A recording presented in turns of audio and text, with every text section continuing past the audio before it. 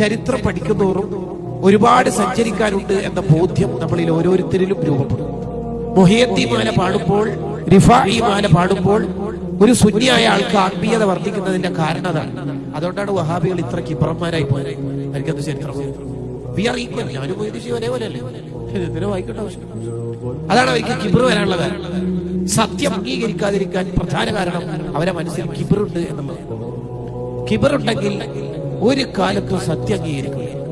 ഇബ്ലീസിന്റെ പ്രശ്നം ശരിക്കും അതായിരുന്നു, കിബ്ർ. 80,000 കൊല്ലം ഇബാദത്ത് ചെയ്തു എന്നല്ലേ ഒരു റിപ്പോർട്ടിലുള്ളത്. 80,000 കൊല്ലം ഇബാദത്ത് ചെയ്തു. പക്ഷെ കിബ്ർ എന്ന രോഗം അയാളെ തളർത്തിക്കളഞ്ഞു. തെറ്റ് തിരുത്താൻ, തെറ്റ് ആരെങ്കിലും പറഞ്ഞു തന്നാലും തിരുത്താൻ നമുക്ക് അംഗീകരിക്കാൻ തോന്നുന്നില്ല എന്നുള്ളത് കിബ്റിന്റെ ഒരാളാണ്. ദഖീറത്തുൽ ഖൈർ എന്ന കിതാബിൽ കാണാം, അയാളുടെ ഈമാൻ നഷ്ടപ്പെട്ട് ആഖിബത്ത് ചീത്തയാവാനുള്ള എല്ലാ സാധ്യതയും കിബ്ർ എന്ന രോഗത്തിൽ കിടപ്പുണ്ട്. ഇങ്ങനെ ഒരു രോഗം വരാതെ നമ്മുടെ ഖൽബിനെ കാത്തു സൂക്ഷിക്കുമ്പോഴേ ആ ഖൽബ് കൊണ്ട് കാര്യം ഉണ്ടാകും.